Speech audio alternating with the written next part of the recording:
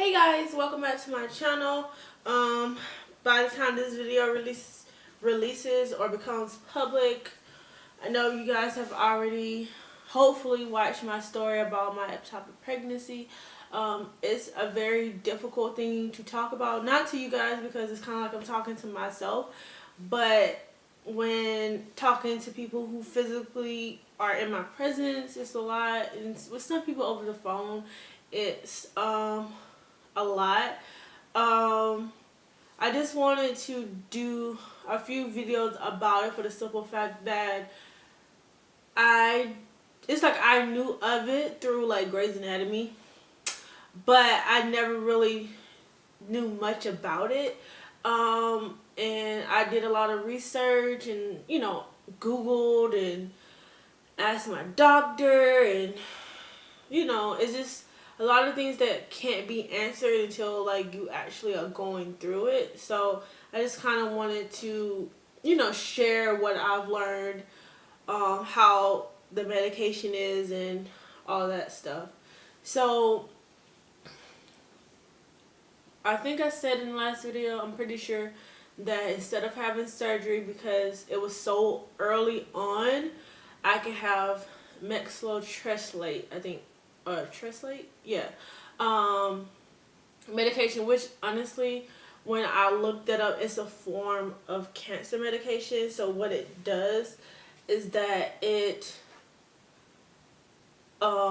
eliminates the folic acid in your body. So basically, not eliminates, but just drastically reduces the numbers, which is basically what your egg or fetus, not even fetus, but the cells that are in the egg, the fertilized egg, needs to divide and to actually become the baby.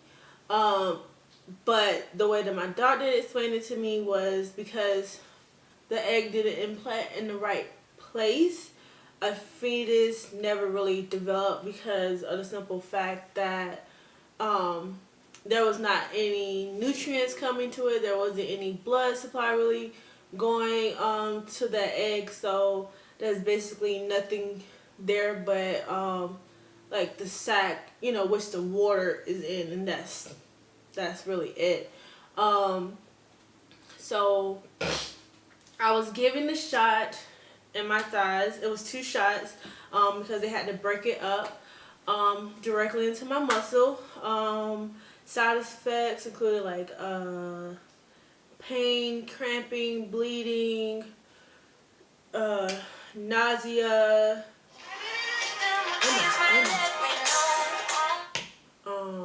nausea, hair loss. The only thing I really was concerned about was the actual hair loss. That is what I was really concerned with. But shit, that was like, oh, that's very, very rare. And I'm just like, this is very, very rare, and I got this, so what's to stop me from losing my hair? Let her go. Go lay down. Go. No. Go. Thank you. Go. When I talk about this, she gets all emotional. Go to your chair. Alright, sorry about that. But so before the shot, I was already bleeding. I had been bleeding for a couple hours already. So the medicine is supposed to make your body just reabsorb that tissue and whatnot. So at this point, when we were thinking, okay, maybe before like the shot, once it was confirmed that it was ectopic, we were devastated. Like, to be saying it to be devastated is like an understatement. It's like, yo, world is crumbling down all around us. So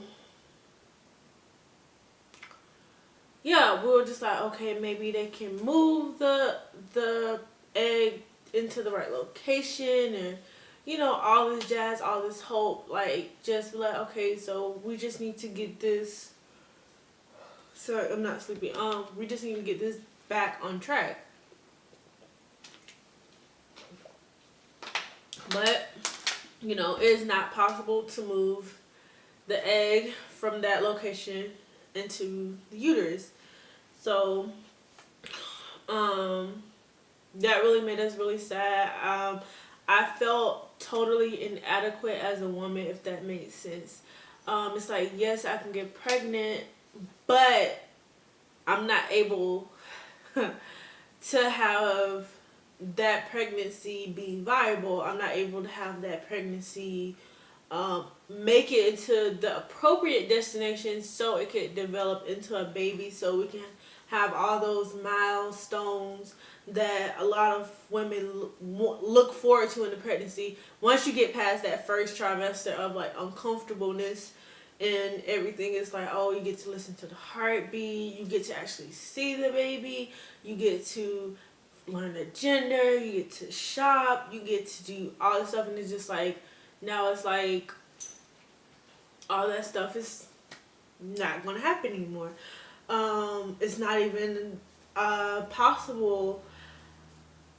The only thing positive I would say that came out of that situation was the simple fact that I didn't have to have surgery and lose partial or my whole fallopian tube, because that's where the egg had implanted. So I was emotionally, I went numb. Like, Kyle was just, he was trying to be there for me. He was telling me it's not my fault. It was nothing I could do. Like, and honestly, I ended up feeling bad for him for the simple fact that when we found out when we were pregnant, I was shocked, but then I got really happy. I got really excited, while he was more so reserved because of the simple fact that he was like, you know, I want to make sure that, you know, you don't miscarry or something happens. And then it's like, oh man, like, I got excited for nothing. But, you know, he ended up getting excited. You know, I was going to my doctor's appointments. I was taking prenatals. Like, all this stuff was, you know, going on. And, you know, had to have this just, like, taken away from us in a way that we really didn't expect. Just, like, hurt us to our soul. Like, I didn't want to do anything. I didn't want to work. But it's like, I know I needed to work. My doctor was like, no, you don't have to go to work, this, that, and the third, or whatever. So my boss was very understanding. Kyle just already had like the weekend off or whatever, and like the first couple days was rough. Like, I'll be honest, it's not the physical thing, it's a mental, it's an emotional thing, because I was pregnant, and now I won't be in a couple weeks. It's a lot. And like I was saying, back to the physical state. I was already bleeding. I was already cramping before the medication.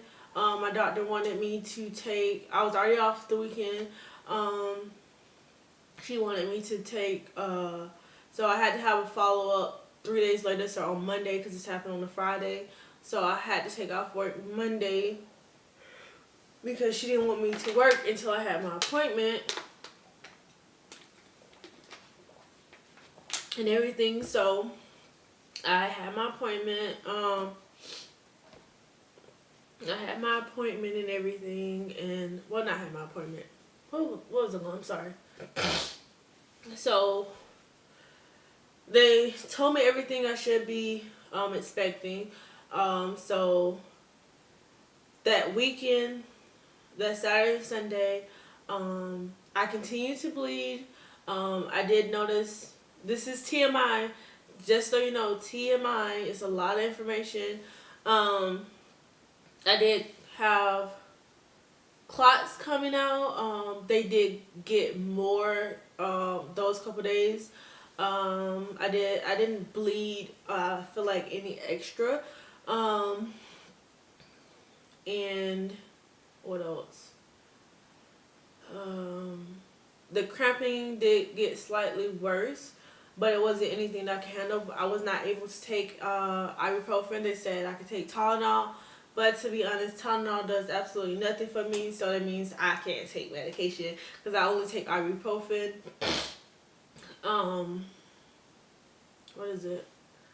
So when I went to my appointment, by the time I had my appointment, the bleeding had slowed a lot. It had lightened up, and everything. I had another ultrasound that day to see if it was shrinking or not since um, 3 days before, which it was, but I still need to go back to the emergency room to get more testing done to make sure that it was actually shrinking and that my hormone levels were going back to normal. So initially when they did my hormone level that Friday, it was almost 600. I think on that day it was roughly maybe in the low fives. I don't entirely remember. But yeah, they were just like, okay, everything is looking fine. I was okay to go back to work, but I couldn't have sex. I couldn't exercise. I couldn't take any multivitamins, prenatals, or anything. And it's like once I get everything back, once my hormone levels go back to normal, I will have to use protection for like 2 more months to make sure that I do not get pregnant. Well, the doctor recommended 6 months, but after 3 months, it's okay. So, with that being said, it was like every week I have an appointment. I just had an appointment today actually, and I feel like it's gonna be my last. I hope it is, but we never know. I just had a lot of questions about what the medicine would do to my body, if I could ever get pregnant again. Because once you have an ectopic, it raises your chances from, I think it's 1 to 2% to 10% that you will get, that you will have another one, which seems fairly low. But to go from 1 to 2% to 10% when I've already had one it's a lot. I know basically if I ever become pregnant again, I would be considered high risk until I feel like the second trimester, just for the simple fact they would like to monitor me closely. As soon as I found out I was pregnant, my doctor's like, I need to come in to have an ultrasound to make sure that the pregnancy is going as it should be, to be a normal pregnancy and not another ectopic pregnancy. I did Google a lot of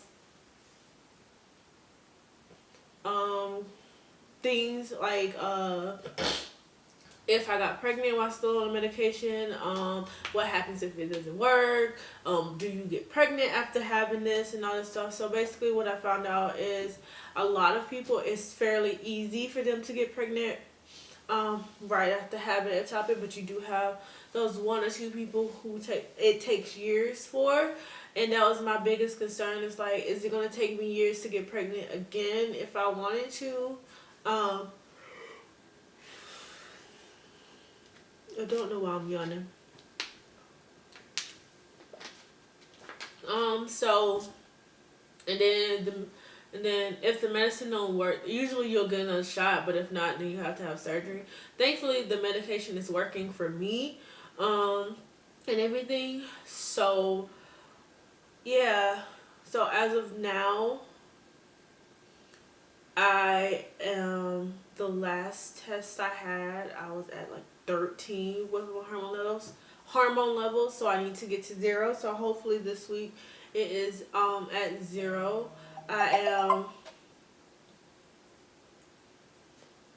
hold on 1 second, I'm sorry.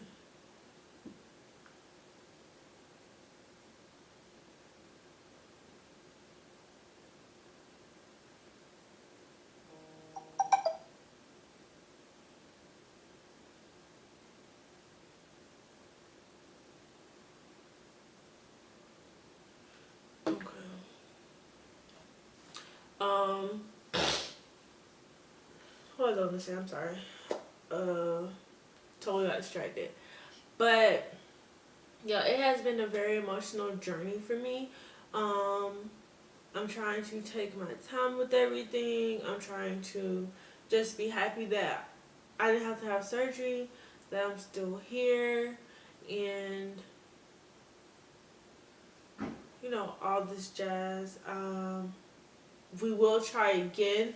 I don't know when, but I know that we will.